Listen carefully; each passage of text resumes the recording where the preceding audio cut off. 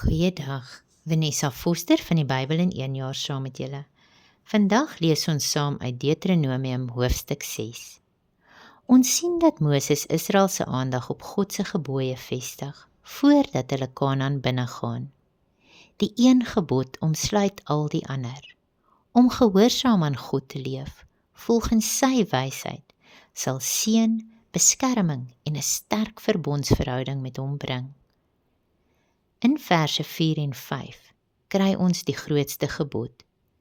Moses begin met: Hoor Israel, die Here, onse God, is 'n enige Here.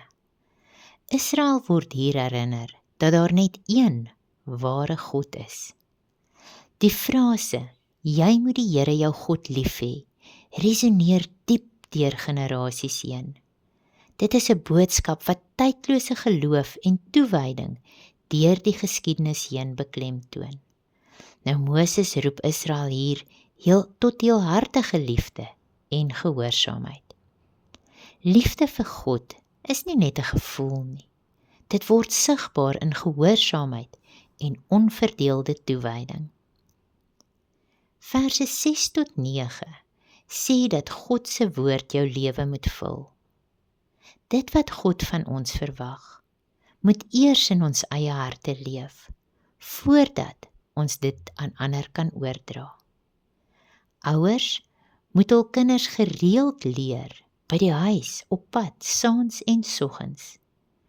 Nou die beeld van die hand, voorkop en deurposte, wys simbolies dat God se woord ons dade, ons gedagtes en ons hele huishouding moet beïnvloed.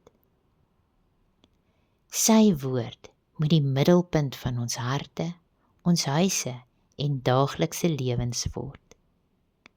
Ons lees dan van die gevaar om God te verlaat wanneer dit goed gaan. God het beplan om Israel in 'n oorvloedige, voorbereide land in te lei. Maar hierdie oorvloedige seën wat God vir hulle bestem het, kon maklik daartoe lei dat hulle van hom vergeet. Israel se geskiedenis wys 'n herhalende patroon. Wanneer God hulle geseën het en hulle voorspoedig geword het, het hulle hom dikwels vergeet. Dan het God hulle uit liefde getuigtig om hulle terug te bring na hom. Hulle het hulle bekeer, weer gehoorsaam geword en God het hulle genadiglik opnuut geseën. Nou God se genade is dalk een van die moeilikste aspekte vir ons om ten volle te verstaan. Hy straf nie om te vernietig nie, maar tugtig om te herstel en spesifiek die verhouding met hom te herstel. In verse 13 tot 19 waarsku Moses Israel dat voorspoed maklik daartoe kan lei dat mens van God vergeet. Wanneer die Here eerste gestel word in alles wat ons doen, dan eer ons hom. Sien, om die Here te vrees beteken nie om bang te wees vir hom nie. Dit is eerder 'n diep, eerbiedige respek en 'n innerlike afkeer van die gedagte om 'n liefdevolle God te bedroef, die een wat soveel vir sy volk doen. Om God te toets of te versoek, beteken om voorwaardes in hom te stel, of om te eis dat hy homself moet bewys. Jesus haal juis hierdie gedeelte in Matteus 4, verse 5 tot 7 aan, toe hy Satan antwoord, jy mag die Here jou God nie versoek nie. Dan sien ons die tema van hierdie hoofstuk word weer beklemtoon. Doen wat reg is in God se oë, sodat dit met jou kan goed gaan. Gehoorsaamheid bring seën, ongehoorsaamheid bring die gevolge van vervloeking.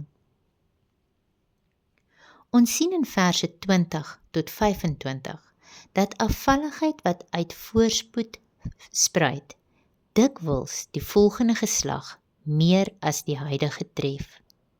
Dit is daarom noodsaaklik vir Israel om hul kinders te leer en te waarsku, sodat die seëninge wat aan een geslag gegee is, nie 'n vloek vir die volgende geslag sou word nie.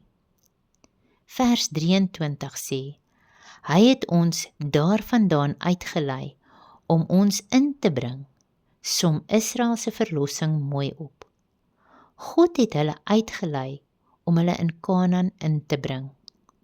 Verlossing was nie die einddoel nie, maar die begin van God se groter plan, om sy beloftes te vervul. Nou dit sluit mooi aan by Filippense 1 vers 6, wat sê God voltooi die goeie werk wat hy begin het. Die wet was nie gegee as 'n ondraaglike las nie, maar as 'n genadige gids vir 'n goeie lewe. Tog kan niemand volmaak daaraan voldoen nie. Daarom het Jesus Christus, die Lam van God, die volmaakte offer vir sonde geword. Geloof, gehoorsaamheid en lojaliteit aan God is die pad van geregtigheid. Wat ons uit hierdie hoofstuk kan leer, liefde vir God word sigbaar in gehoorsaamheid.